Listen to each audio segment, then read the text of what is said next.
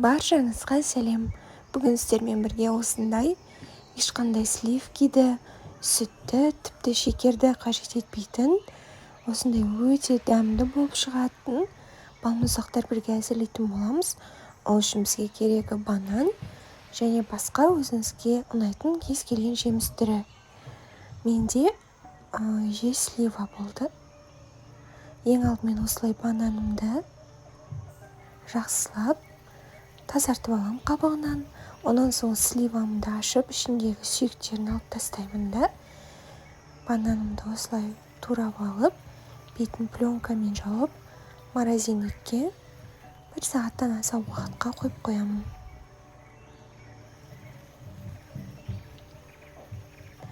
Онан соң морозильниктен алып, мына видеодағыдай банандар жаңағы басқа жемісіңіз қатқан болу керек.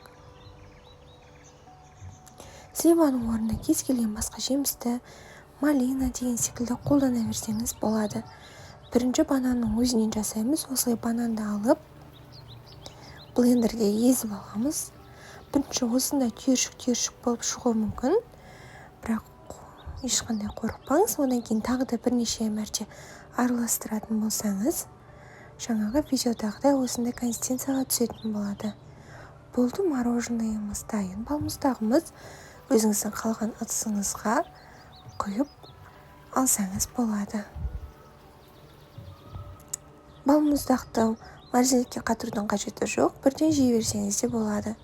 Онан кейін осындай екінші жемісімізді аламыз. Оны да блендерден өткізіп аламыз. И осындай сливадан жасалған балмұздақ шығады.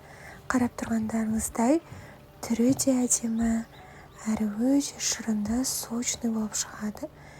Және үшінші түрі, жаңағы бананымыздың үстіне кішкене какао қосып жібереміз, и шоколадный мороженое шығады.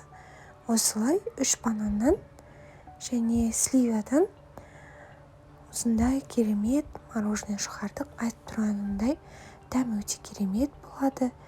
Мұздатқышқа қоймай бірден жей берсеңіз де болады. Болмаса қатырып қойып жесеңіз де болады. Бірақ жаңағыдай бір күнге қалдырудың қажеті жоқ. 15 минутқа қатырып жей берсеңіз болады. Дәмі өте керемет болып шығады. Міндетті түрде жасап көріңіз. Мені қолдап, лайк басып кетіңіздер.